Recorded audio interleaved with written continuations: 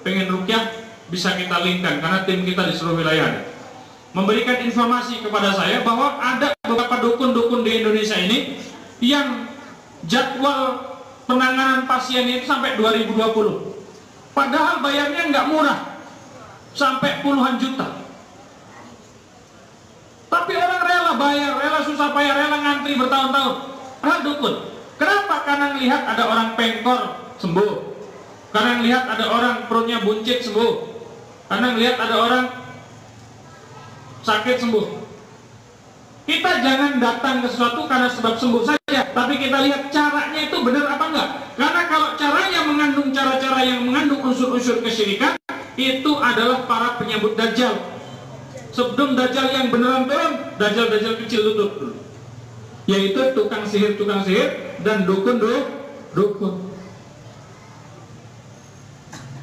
Maka kata Rasulullah, man ata arafan, barang siapa mendatangi orang yang ngaku bisa menerawang, fasa'alahu an syai'in, kamu tanyakan satu perkara kepada tukang terawang tersebut, lam tuqbalahu salatun arba'ina lailatan, salatmu enggak diterima selama 40 malam. Ini kan masalah akidah. Maka pengobatan kita adalah pengobatan yang berbasis tauhid. Apa tauhid itu? Kemarin sudah kita bahas. Yang pertama adalah tauhid itu terkumpul dalam kalimat la ilaha illallah.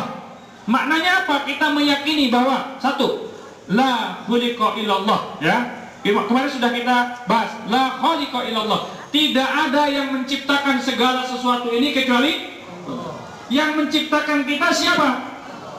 Yang menciptakan alam semesta siapa? Yang menciptakan kuman, bakteri, virus siapa? Yang menciptakan penyakit siapa? Yang menciptakan obatnya siapa? Karena kita tahu bahwa Allah itu khalaqa kulla syai', Allah pencipta segala sesuatu, maka ketika kita berobat, kita harus berobat menggunakan cara-cara yang diperintahkan, dianjurkan, dibolehkan oleh Allah dan Rasulnya. Itu namanya konsep pengobatan tauhid.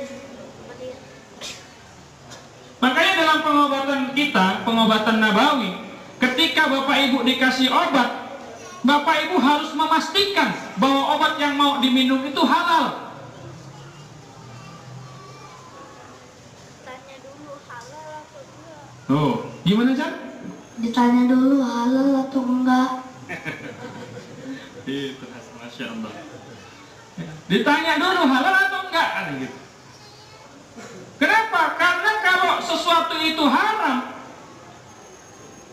nggak bisa jadi obat. Malah kita dapat mudarat. Kalau kita mengkonsumsi sesuatu yang haram, doanya nggak diterima sama Allah.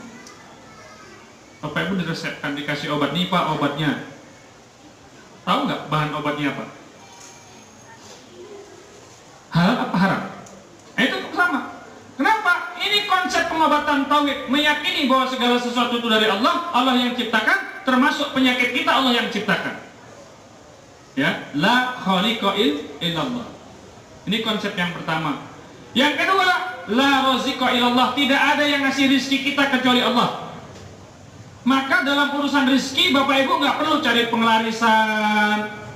Dalam urusan rizki, Bapak Ibu nggak perlu menyumbat usaha orang. Oh, dia saingan saya itu. Gimana Pak Ustadz biar usaha dia itu ketutup? Nggak perlu. Untuk Bapak Ibu usahanya laris, dagangannya laris, rezekinya ngalir deras, nggak perlu Bapak Ibu datang ke orang-orang pinter cari pengelarisan. Kenapa? Karena la ilaha illallah itu maknanya la raziqa illallah, tidak ada yang ngasih rezeki kecuali Allah. Orang boleh meniru usaha kita, tapi orang nggak akan bisa meniru rezeki kita. Rezekinya Bapak Ibu nggak akan bisa ditiru orang, walaupun sama usahanya. Ini konsep pengobatan tauhid. Maka kalau kita pengen dilapangkan rezekinya, banyak sedekah, banyak baca Quran setiap hari, sholatnya dijaga, kamunya nggak akan pernah rugi. Lakukan 3 hal. Bapak Ibu punya usaha, punya perdagangan, punya bisnis. 3 syarat agar rezekinya nggak akan lantabur, nggak akan rugi. Apa? Yang pertama, setiap hari bacakan Quran di situ. Yatluna kitaballah. Bacakan Al-Quran terus di situ. Karena Al-Quran itu lebih terang daripada listrik, daripada lampu listrik. Kata Rasulullah, Nawiru buyutakum bi qiraatil Quran. Cahayailah rumah-rumah kalian itu dengan Al-Quran. Kalau lampu ini cuma menerangi fisiknya saja, tapi Al-Quran menerangi lahir dan batin. Maka kalau kita bacakan Al-Quran terus di situ, terang. Jadi orang lihat, oh tokonya terang banget, orang datang rame-rame. Yang kedua, menegakkan sholat. Sholatnya ditegakkan. Waktunya sholat, Allahu Akbar, Allahu Akbar. Ya udah, ya ada yang dagang nanti ya mas, selesai sholat udah dipanggil sama Allah, sholat dulu. Ya, utamakan Allah. Yang ketiga, banyak-banyak berinfak. Orang medit rezekinya tersendat, orang banyak bersedekah rezekinya berkah. Orang yang meminta-minta membukakan pintu gerbang kemiskinan, kefakiran, tapi orang yang sedekah terus-menerus membukakan gerbang kekayaan. Pengen kaya, banyak sedekah. Pengen hidupnya susah, silahkan jadi orang medit. Mau jadi apa? Nah, ada orang takut kaya, jangan takut kaya, karena bersyukur dalam keadaan kaya lebih baik daripada bersyukur dalam keadaan susah. Kalau orang susah mau bersyukurnya yang mana gitu kan? Gitu ya, itu makna daripada konsep pengobatan tauhid. Kemudian yang ketiga, la malika illallah, tidak ada yang memiliki segala sesuatu ini kecuali Allah. Kemarin sudah kita bahas. Ya, Allah pemilik segala sesuatu. Yang memiliki istri kita siapa? Allah. Dia milik Allah. Anak kita punya siapa? Milik Allah. Harta punya kita itu punya siapa? Titipan Allah. Semuanya milik Allah. Makanya kalau kita kehilangan sesuatu, kita dianjurkan membaca inna lillahi wa inna ilaihi raji'un. Segala sesuatu itu milik Allah dan kepada Allah dia akan kembali. Kenapa banyak orang banyak sedih mendalam, sampai gila, sampai stres ketika suaminya meninggal? Ada orang yang sampai gila, sampai stres ketika rumahnya kebakar. Ada orang yang sampai gila, sampai stres gara-gara orang tuanya meninggal. Karena dia belum memahami konsep ini, belum meyakini bahwasanya Allah lah yang memiliki segala sesuatu. Tapi kalau orang meyakini konsep ini, hatinya tenang. Ya, itu dari Allah. Saya juga dulu nggak ada, Allah yang adakan. Nanti saya juga pada waktunya bakal diambil sama Allah. Bahkan diri kita ini milik siapa? Milik Allah. Maka cara agar kita tenang, kita kasih tipnya kemarin. Jangan merasa memiliki sesuatu, tapi merasalah dimiliki. Jangan merasa memiliki sesuatu, karena segala sesuatu itu milik Allah. Kalau orang sudah mulai mengakui kepemilikannya sendiri, itulah mulai datang masalah. Ya, terus kita lanjutkan lagi. Kemarin kita bahas la nafi'a wala dhar, tidak ada yang memberi manfaat dan tidak ada yang bisa memberikan mudarat illallah, kecuali Allah. La nafi'a wala dhar illallah, tidak ada yang bisa memberi manfaat, tidak ada yang bisa memberikan mudarat kecuali Allah. Gara-gara digigit nyamuk, Allah punya kuasa. Gara-gara digigit nyamuk doang, orang bisa menyebabkan tangannya bengkak segede pohon kelapa, bisa. Allah punya kehendak. Tapi gara-gara minum air putih, penyakit yang katanya diobati segala macam nggak sembuh, Allah bisa punya kehendak dengan air putih sembuh. Makanya sebenarnya kesembuhan bukan pada obat. Kesembuhan bukan pada obat, kesembuhan bukan pada seseorang. Maka ketika konsep pengobatan tauhid, ketika kita minum obat, kita tidak meyakini bahwa kesembuhan itu ada pada obat, tapi kita meyakini kesembuhan itu ada pada Allah Subhanahu wa taala, sementara ini hanya sebagai ikhtiar saja. Itu konsep pengobatan tauhid. La nafi'a wala dhar, tidak ada yang beri manfaat, tidak ada yang bisa memberi mudarat kecuali Allah. Kata Allah, a'udzu billahi minasyaitonir rajim. Wa iyyamsaskallahu bidurrin fala kashifa lahu illahu wa iyyamsaska bi khairin fa huwa ala kulli syai'in qadir. Kalau Allah berkehendak memberikan mudarat kepadamu, tidak akan ada yang bisa mengangkatnya kecuali Dia. Tapi kalau Allah ingin memberikan kebaikan kepada seseorang, wa huwa ala kulli syai'in qadir, Dia berkuasa atas segala sesuatu. Di pertemuan yang lalu kita ceritakan tentang seorang ibu yang penyakitnya sudah parah, sudah divonis dia akan mati tinggal beberapa bulan lagi. Ingat gak kemarin? Yang hadir kemarin? Ya. Ternyata sembuhnya dengan apa? Setelah dia berobat dari ini rumah sakit ke rumah sakit, obat ke obat, tabib ke tabib, herbal ke herbal, nggak ada kesembuhan sama sekali. Tapi ketika semua pengobatan dia tinggalkan, dia pasrah kepada Allah, dia siap-siap mau mati, dia siap-siap berjumpa Allah, dia sedekah, infak, tobat dari segala dosa, malah sembuh penyakitnya. Tapi pas mencari obat kesana kemari tidak sembuh, itulah Allah. Dia bisa mendatangkan kesembuhan dengan obat, bisa juga mendatangkan kesembuhan tanpa obat. Maka yang diharapkan bukan kita bergantung kepada prosesnya, tapi kita bergantung kepada Allah. Yang diinginkan oleh kita bukan kita bergantung kepada ruqyah, bukan kita bergantung kepada madu, tapi kita bergantung kepada Allah. Tetapi Rasulullah memerintahkan kita berobat menggunakan madu dan menggunakan Al-Quran. Obatilah penyakitmu dengan madu dan Al-Quran, kata Rasulullah. Jadi berobat dengan Al-Quran ini juga merupakan bagian dari proses pengobatan tauhid.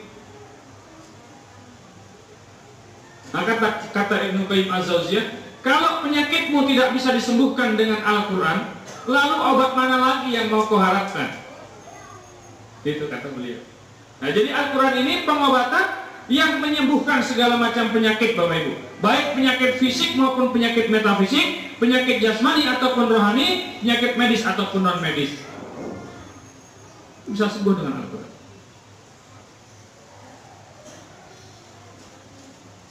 Maka yang dibutuhkan itu iman dalam pengobatan Al-Quran ini, dalam proses ruqyah syar'i ini.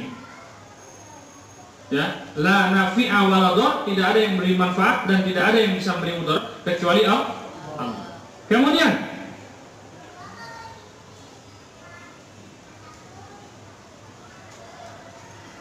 la muhyi wa la mumit illallah, tidak ada yang menghidupkan, tidak ada yang mematikan kecuali Allah. Bapak Ibu hidup di dunia ini kepinginannya siapa? Hah? Kita hidup di dunia, hadir di dunia, kepinginannya siapa? Siapa yang berkehendak kita ada? Ibu kita? Kita sendiri? Allah pernah open rekrutmen enggak? Dibuka lowongan untuk hadir di muka bumi, terus kita daftar, ya Allah saya pengen, ada nggak yang merasa pernah itu? Nggak ada. Kita ini dipilih oleh Allah, Allah yang pilih, Allah yang berkehendak kita hadir di bumi, hidup di bumi, Allah yang pengen. Maka segala masalah kita, Bapak Ibu, itu Allah yang akan selesaikan. Kita tidak disuruh menyelesaikan masalah kita, kita hanya disuruh hatinya bergantung kepada Allah. Kalau kita sakit, kita nggak bisa menyembuhkan penyakit kita. Yang menyembuhkan penyakit kita itu Allah. Maka yang diperintahkan kita itu bergantung kepada Allah.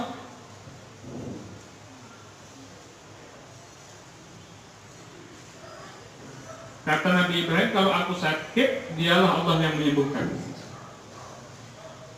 Yang menyembuhkan siapa? Allah.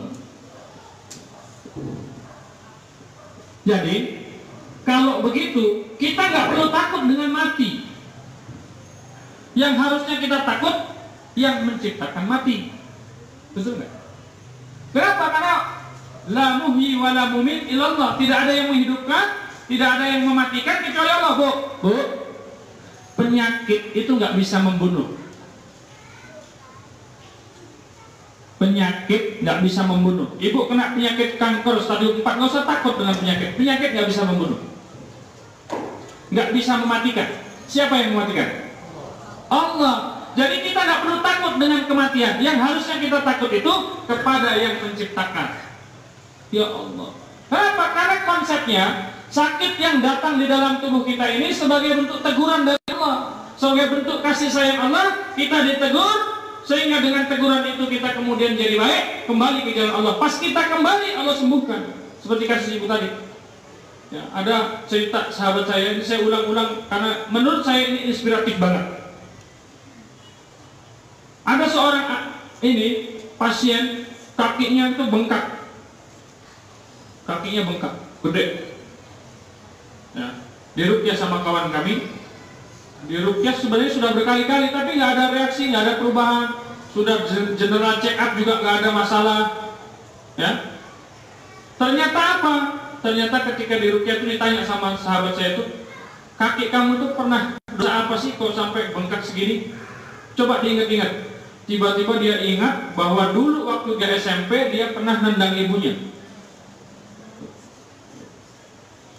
Pernah nendang ibunya. Walaupun kemudian anak ini sudah jadi anak baik, anak ini sudah jadi anak soleh, anak ini sudah kemudian taat kepada orang tuanya, tapi ternyata kenakalan dia ketika nendang ibunya itu terekam dan sulit dilupakan oleh sang ibu. Dimediasilah sama kawan ini untuk ibunya dihadirkan.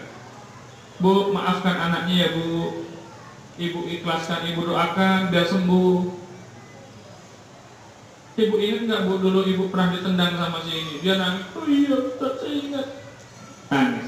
Tapi begitu ibunya sudah memaafkan, ibunya mendoakan, ibunya mengelus kaki yang bengkak tersebut, yang sudah bertahun-tahun diobati nggak sembuh-sembuh, kemudian diruqyah setelah itu. Ketika diruqyah biasanya nggak ada reaksi, kali itu udah muntah-muntah sampai keluar warna hitam-hitam.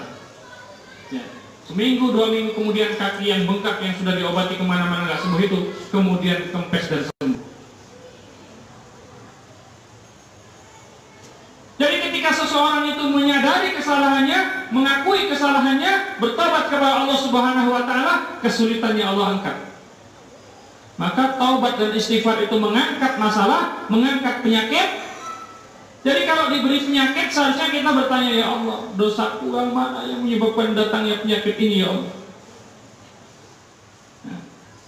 Karena kata Allah, wa ma asabakum min musibatin fa bima kasabat aydikum. Tidak ada musibah yang menimpa kalian kecuali musibah itu datang disebabkan karena dosa-dosa kalian. Nah, kalau saya ceritakan terlampauannya, termasuk gangguan jin, kan gangguan jin di dalam tubuh seseorang. Ya, gangguan jin di dalam tubuh seseorang ini juga masuk karena dosa. Bapak Ibu lihat dalam surat Asy-Syu'ara, di sana Allah Subhanahu wa taala berfirman, A'udzu billahi minasy tanazzalu syayatin.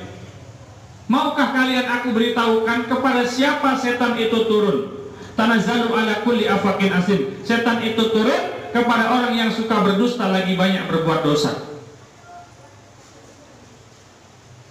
Ya, turun kepada orang yang suka berdusta lagi banyak berbuat dosa. Jadi Bapak Ibu, haknya setan terhadap seseorang itu karena dosanya. Atau setan itu punya hak untuk menguasai tubuh seseorang disebabkan karena dosanya. Kenapa tadi kakinya itu bengkak dan diruqyah berkali-kali nggak ada reaksi, nggak ada kesembuhan segala macam? Karena kakinya pernah berdosa dan dia belum taubat, belum minta maaf terhadap dosa yang itu. Maka oleh setan digandolin ini kan hakku nih. Ini hakku nih kaki. Jadi dia punya hak terhadap diri seseorang karena dosa-dosanya. Jadi kalau Bapak Ibu pengen ditolong oleh Allah Subhanahu wa taala di dunia sampai di akhirat, tidak ada jalan lain. Jalan yang pertama adalah tobat dari semua dosa. Itu jalan pertama. Diruqyah bagus, tapi diruqyah tapi nggak mau tobat, nggak mau menyesali dosanya, nggak mau meninggalkan dosa-dosanya, maka ruqyahnya nggak akan mendatangkan kebaikan dan manfaat. Wala yajil zalimina illa khasara, kata Allah. Tidak akan menambah apa-apa Al-Quran ini ketika dibacakan kecuali kerugian bagi orang-orang yang zalim. Wa ma yajil zalimin, tidak akan menambah apa-apa bagi orang yang zalim Al-Quran ini illa khasara, kecuali kerugian. Kerugiannya apa? Ya kalau diruqyah dengan kesurupan doang. Diruqyah lagi kesurupan lagi, diruqyah lagi kesurupan lagi. Kenapa? Hanya kerugian yang dia dapatkan, manfaatnya nggak dapat. Kenapa? Karena nggak mau tobat, nggak mau mengikrarkan diri, ya Allah, aku berikrar, aku ingin meninggalkan semua dosa-dosaku. Aku berikrar, ya Allah, aku ingin meninggalkan segala hal yang Engkau larang, ya Allah. Ini konsep tauhid. Pengen ditolong Allah, ya tobat dari segala dosa. Pengen diangkat oleh Allah, ya tobat dari segala dosa. Dosa itu ada tiga jenis. Yang pertama, dosa kepada Allah. Bapak Ibu mohon maaf, pernah melakukan yang dilarang Allah, pernah berzina, ya, pernah terlibat dengan unsur-unsur riba, atau sampai sekarang masih mengkonsumsi narkoba, masih mengkonsumsi minuman keras, masih merokok, itu melanggar larangan Allah. Ya, ini dosa kepada Allah, tobatnya kepada Allah. Ada dosa meninggalkan kewajiban, seharusnya sholat nggak sholat, seharusnya saum nggak saum, itu juga hutang, hutangnya kepada Allah. Yang ketiga, dosa kepada manusia.